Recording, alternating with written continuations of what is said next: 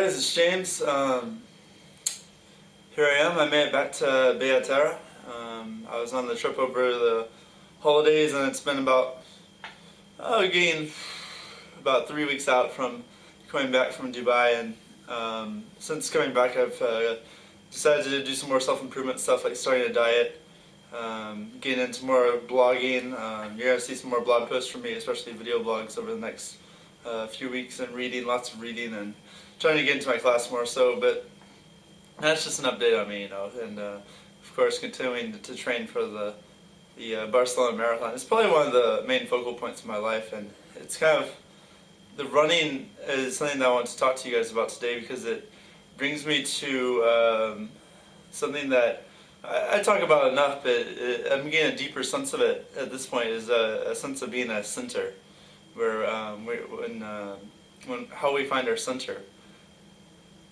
And I think that as a man, to think at all can be distracting, because thinking is always based in the past or the future. And I've told you this before, but it's like when we're in the moment, when we're not actually thinking, but when our resources, our mental, our physical, our emotional, all our resources are focused in the moment, it means that I think that we're being challenged.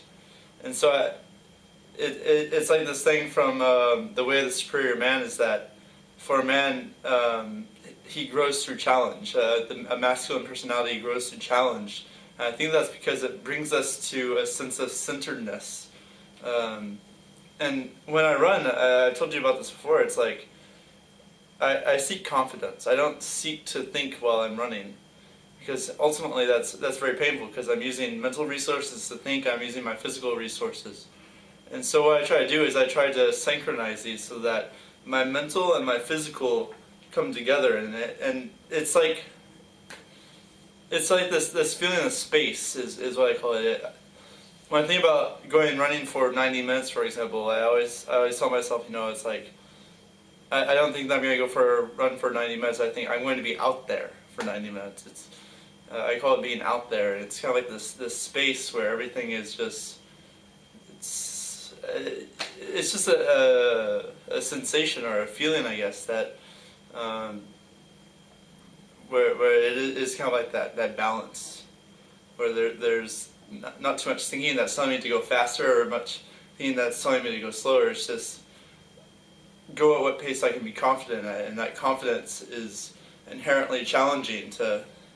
It's like a challenge of my strength, of my inner strength, I guess, in a way. So you have to find your center through a challenge, I think. And I think that the more time that we spend in our center, the more of a understanding we have of life, and more of understanding that we have of other people. Because when we are centered, then we perceive the world, where we get outside of our head and we get into the world in a way. And so, for example, like if you're socializing with someone, and so if you're in your head thinking, then you're thinking about how you can say something that will impress them, or you're thinking about what you might say, or I might be, thinking, trying to analyze them or something would be something that I would do.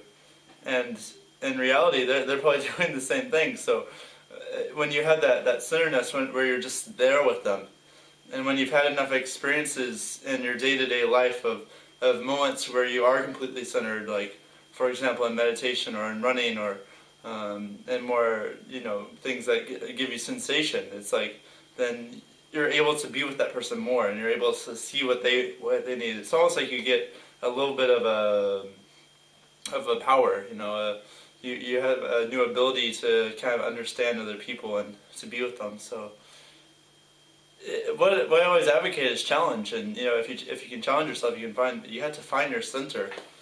And it's like the song goes, once you find your center, you will truly win.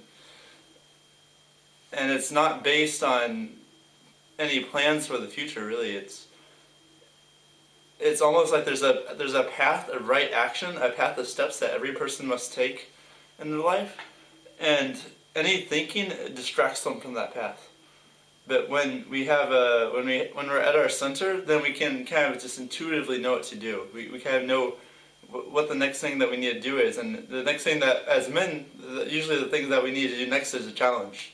Something that it requires us confronting our fears, but it's the only direction that we can go to come back to that feeling, you know. So it's like there isn't a choice really.